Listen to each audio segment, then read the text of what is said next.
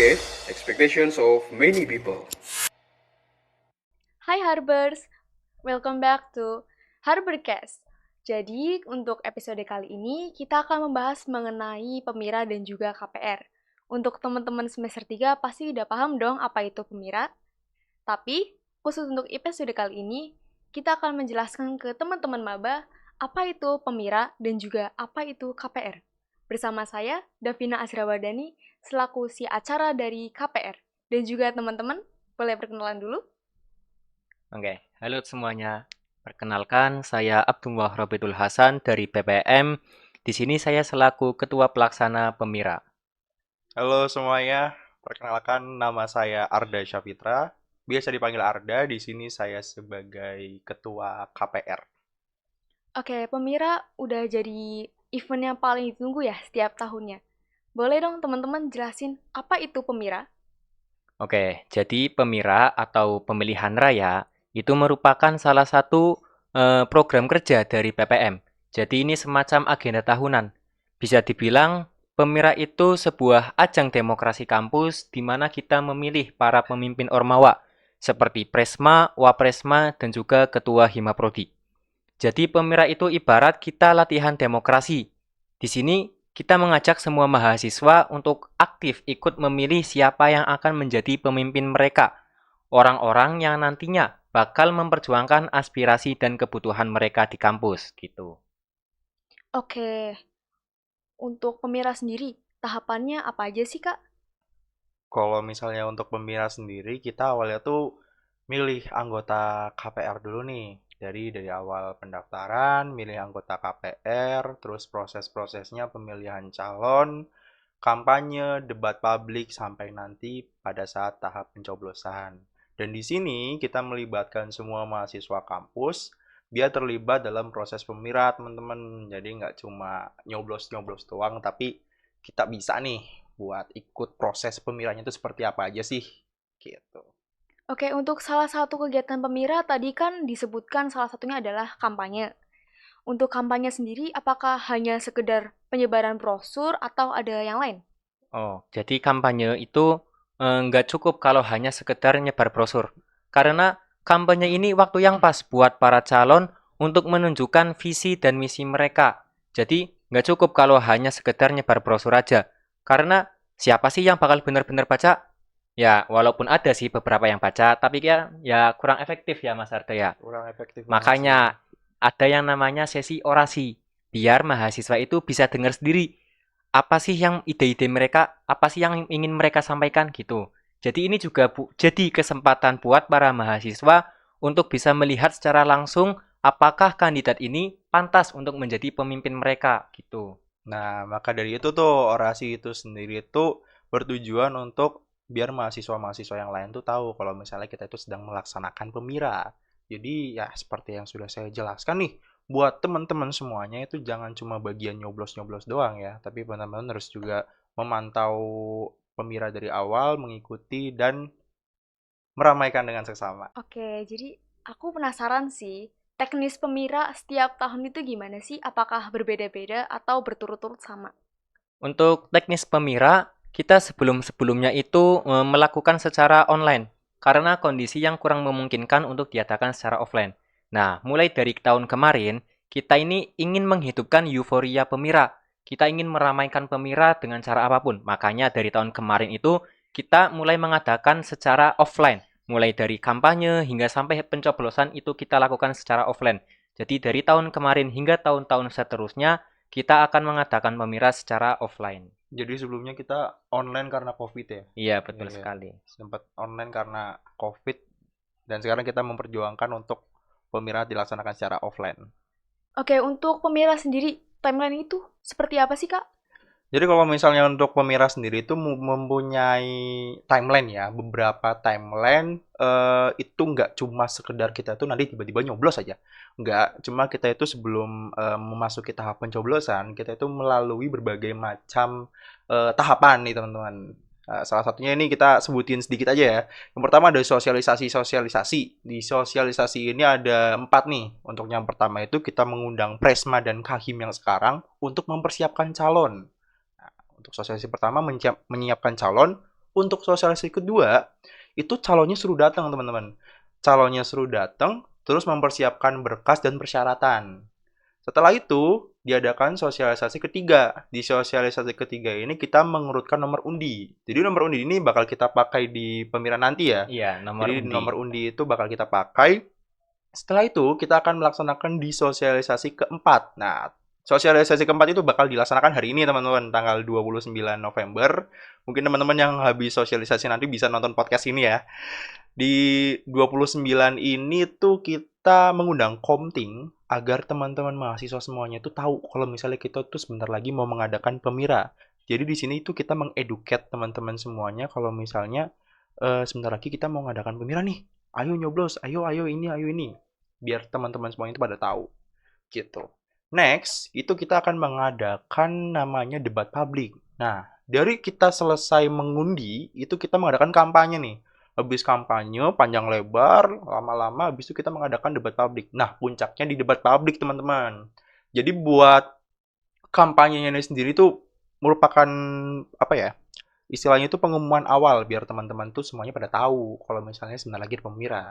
Habis ada debat, setelah itu ada masa tenang, habis itu kita baru mencoblos tanggal 12 Desember, 12 teman-teman. Desember, teman-teman. 12 Jangan lupa. Desember. Jangan lupa. Untuk debat publiknya kita tanggal 10. Jadi nanti kita setelah debat publik masa tenang itu 2 hari. Habis itu 1 hari. Masa tenang 1 hari. Oh, masa Iya. tenang 1 hari. Masa tenang 1 hari, habis itu baru pencoblosan. Nah, sebelum pencoblosan teman-teman harus udah yakin nih mau mencoblos siapa, mau mencoblos calon yang mana. Teman-teman bisa lihat, bisa mengamati dari kampanye nanti. Gitu, teman-teman semuanya. Oke, tadi sempat disebutkan apa itu KPR kan? Boleh dong jelasin lebih dalam lagi, KPR itu apa aja sih? Gitu. Kalau misalnya untuk KPR sendiri, jadi kalau misalnya teman-teman tahu nih, kalau misalnya Mbak Davin tahu, kalau misalnya di nasional kan ada yang namanya KPU. Nah, simpelnya KPR itu KPU-nya kampus. Jadi dari misalnya dari lingkup nasional KPU yang mengadakan pilkada, pilpres, itu mereka melaksanakan sebuah pemilihan, komisi pemilihan. Nah, di kampus ada yang namanya KPR. Nah, KPR sendiri itu kepanjangan dari Komisi Pemilihan Rakyat, teman-teman. Nah, untuk KPR sendiri itu adalah lembaga tersendiri yang dikhususkan untuk melaksanakan pemilihan, di mana pemilihan di sini kita itu mencari ketua BEM dan ketua Himaprodi. Iya, betul. Oke, untuk strukturalnya sendiri, aku penasaran deh apa aja sih? Kalau misalnya struktural sendiri itu struktural KPR ya. Struktural KPR itu dibagi-bagi menjadi beberapa bagian, kayak ada ketua, sekretaris, dan beberapa divisi. Untuk ketua sendiri, saya sebagai ketua bertanggung jawab atas segala hal yang ada di KPR. Dan kalau misalnya sekretaris, itu dia mencatat notulensi dan ya surat menyurat lah. Kalau misalnya divisi-divisi juga nggak kalah penting, ada divisi acara, divisi perkap, divisi humas, divisi konsumsi, dan mereka semua itu berpartisipasi dalam jalannya pemira nanti, gitu. Wah, banyak banget ya ternyata tugas-tugasnya macam-macam juga. Untuk strukturalnya dan juga untuk motivasi sendiri nih buat Mas Arda, itu apa aja sih? Kalau misalnya motivasi saya ikut KPR itu lebih ke nambah pengalaman aja sih. Itu basic basic dasarnya ya, basic generalnya saya ikut KPR itu untuk mengasah kemampuan saya di mana yang sebelumnya saya itu aktif dalam organisasi, pengen nih berorganisasi juga dalam kampus. Kayak gimana sih? Ditambah di sini tuh agak beda nih eventnya nih. Di sini kita melaksanakan sebuah pemilihan dan di mana kita itu menjadi panitia dalam pemilihan tersebut. Dan itu merupakan tanggung jawab dan tantangan baru sih. Karena sebelum-sebelumnya kan kita melaksanakan pemilihan itu diadakannya misal kalau lingkup nasional 5 tahun sekali, kalau misalnya kampus SMA sekolah itu 1 tahun sekali. Dan untuk kampus sendiri menurut saya beda sih dan saya mendapatkan pengalaman baru, experience baru. Oke, Mas Robit. Ya, betul sekali. Berarti KPR itu menjadi salah satu garda terdepan dari pemira ya? Iya. Iya, karena KPR ini perannya itu sangat penting sekali karena mereka yang menjadi ujung tombak untuk memastikan pemira ini berjalan dengan adil, transparan, dan juga sesuai dengan aturan yang berlaku. Wah, keren-keren. Berarti boleh dong kasih tahu gimana caranya teman-teman bisa mengajak teman-teman mahasiswa yang lain supaya ikut berpartisipasi, semangat berpartisipasi dalam event kali ini. Jadi buat teman-teman, sebentar lagi kita akan mengadakan pemira, yang dimana pemira ini penting banget buat masa depan kampus kita. Dimana di sini kita memilih calon pemimpin, dan di saat kita harus memilih, kita jangan apa ya? Kita jangan golput gitu loh. Kita jangan jadi tim putih, teman-teman. Kita jangan jadi orang yang acuh tak acuh sama kepemimpinan kampus. Jadi gimana caranya kita itu kalau misalnya ada kesempatan buat berdemokrasi sejak dini, kenapa kita nggak melaksanakan itu? Jadi yang aku sayangkan kepada kebanyakan generasi sekarang yang memilih buat golput, memilih buat ya udahlah siapa aja pemimpinnya pasti nggak ngaruh gitu kan. Kadang orang bilang. Tapi kalau misalnya kita berpartisipasi dan kita mengambil bagian dan menggunakan hak kita dengan baik, itu kita juga menentukan nih masa depan kampus kita mau dibawa kemana. Gitu ya, Mas Robert. Betul sekali Mas Arde. Oke, berarti KPR sama dong kayak KPPS. Jadi Betul. Ya, ya, kurang lebih betul kayak gitu. tapi KPR ini nggak cuma sebatas kayak KPPS saja, karena tugas KPPS kan hanya untuk mensukseskan pada saat hari H aja ya, hari H pencoblosan. Nah, kalau KPR ini lebih dari itu. Mulai dari awal kegiatan pemira, mulai dari sosialisasi, kemudian ada pendaftaran calon, kemudian penyusunan tema debat publik. Nah, sampai hari H pencoblosan itu semua yang apa namanya? Yang menjalankan ya, Menjalankan yang ya. mengatur itu dari KPR. Jadi tugas KPR itu lebih dari KPPS. Jadi kalau misalnya teman-teman tahu atau pernah ikut KPPS nih, kan ada KPU sama KPPS. Nah, ini tuh KPR itu dua hal itu jadiin satu, simpelnya gitu. Jadi KPU komisinya sama KPPS pelaksanaannya pada saat hari itu dijadiin satu. Nah, itulah KPR. Jadi makanya untuk KPR sendiri itu kita mengadakan sosialisasi, kita membentuk sebuah tema, kita merancang timeline dan lain segala macam. Itu jadiin satu, teman-teman. Dan pada saat hari hanya pun itu tugasnya KPPS. Itu tugasnya KPR. Iya, jadi nggak dipisah tapi Jadi KPR satu. itu jadi satu. Iya. Gitu. Sebagai penyelenggara pemira. Oke, untuk KPPS sendiri nih, mereka kan dibayar ya? Untuk KPR dibayar nggak? Waduh, Aduh. Bang, bayar aku, Bang. Aduh. Untuk KPPS kan dibayar ya, tapi untuk KPR kita itu dibayarnya dengan beberapa benefit. Salah satunya yang paling basic itu ada pengalaman. Nah, ini yang paling basic nih. Kalau teman-teman ikut KPR, sudah pasti teman-teman ada pengalaman dan juga ilmu baru nih, ilmu tentang demokrasi yang ada di kampus. Selanjutnya selain pengalaman juga ada relasi. Relasi nggak kalah penting nih teman-teman. Jadi kalau teman-teman ikut KPR, nah di situ bisa untuk memperluas relasi. Yang nantinya relasi ini sangat penting untuk menunjang masa depan ke depannya. Selanjutnya juga ada sertifikat. Nah, sertifikat ini biasanya yang paling dicari-cari karena di sini itu sertifikat sebagai syarat untuk melakukan tugas akhir atau TA. Oke, tapi iya sih, aku setuju banget sih. Jadi dari kita ikut KPR sendiri selama kita nih berkepanitiaan, selama saya menjadi anggota KPR dan itu kita mendapatkan banyak banget pengalaman, teman-teman.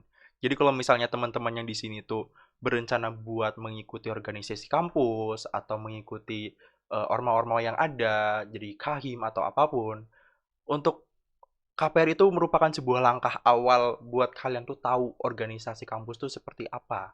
Dan dari sini pun kita belajar banyak hal, nggak cuma sekedar sertifikat yang kita kejar, tapi kita mendapatkan banyak hal yang sudah disebutkan oleh Mas Robert tadi. Wah, banyak banget ya benefitnya ya. Iya pastinya ya. Kebanyakan. Kebanyakan. Join guys, join. Untuk pemira sendiri, itu pengaruhnya apa sih buat kehidupan kampus? Kalau misalnya pengaruh dari pemira ya, kalau pengaruh dari pemira sendiri buat kehidupan kampus jelas sangat berpengaruh sih ya Mas Robert. Iya, sangat berpengaruh. Sangat berpengaruh. Jadi pemilihan raya ini merupakan event yang kita adakan 1 tahun sekali dan merupakan event yang ditunggu-tunggu oleh mahasiswa-mahasiswa kampus di mana di sini tuh kita mencari sebuah kepemimpinan baru, pemimpin baru.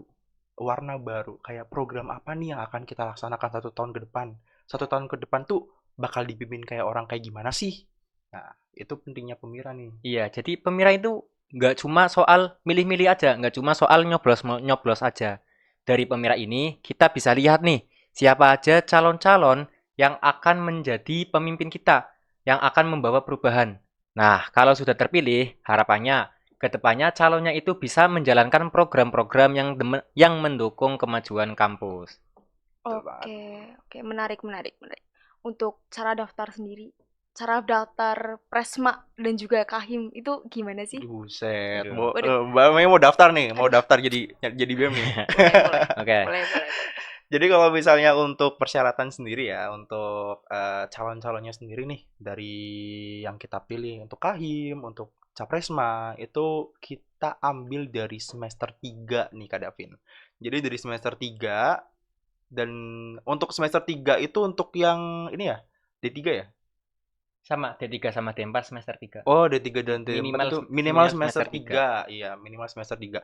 Dan di situ tuh ada beberapa syarat yang harus dipenuhi, kayak misal 1 tahun berada di organisasi mahasiswa dan kepengurusan-pengurusan yang lain. Intinya harus berpengalaman dulu nih. Jadi kalau misalnya kita sebagai orang yang semester 1 tapi kita menggebu-gebu banget pengen memimpin kampus nih, barangkali dari teman-teman ada yang calon pemimpin, teman-teman harus berpengalaman dulu nih untuk tahu isi dari kampus kita itu seperti apa agar kita bisa menjadi pemimpin yang baik. Iya, karena kenapa sih kita membatasi minimal itu semester 3? Karena kita itu membuat peraturan bahwa siapa saja yang ingin menjadi presma ataupun ketua himpunan itu harus sudah memiliki minimal 1 periode di organisasi. Kalau ingin menjabat presma itu minimal 1 periode, baik itu himpunan ataupun BEM, BPM, UKM ataupun komunitas, minimal 1 periode itu sudah bisa mencalonkan diri sebagai presma. Dan kalau ingin mencalonkan sebagai ketua himpunan, minimal itu harus sudah 1 periode di himpunan tersebut, gitu. Oke, jadi Pemira itu adalah event yang paling ditunggu setiap tahunnya ya? Ya, di mana setiap para calon itu berjuang memperjuangkan aspirasinya. Jangan lupa teman-teman semua gunakan hak pilih kalian karena kalian semua berhak memilih. Suara kalian itu benar-benar berharga banget untuk masa depan kampus kita. Episode kali ini, apakah Mas Robit dan juga Mas Arda ada pesan buat teman-teman mahasiswa yang lain? Oke, untuk pesannya, karena ini kesempatan kalian untuk bersuara, jangan cuma jadi penonton, tapi jadilah bagian dari perubahan. Oh iya. Dan buat teman-teman semuanya, kita semua itu punya hak suara ya teman-teman. Dan gunakan hak suara kalian semaksimal mungkin. Jangan jadi golput, jangan memilih untuk golput. Karena hak suara dari kalian semua, meskipun hanya 1 suara, itu berpengaruh buat masa depan kampus kita. So, segitu aja episode kali ini. Semoga bermanfaat bagi teman-teman semua. Sampai jumpa di episode selanjutnya. Dadah! Dadah!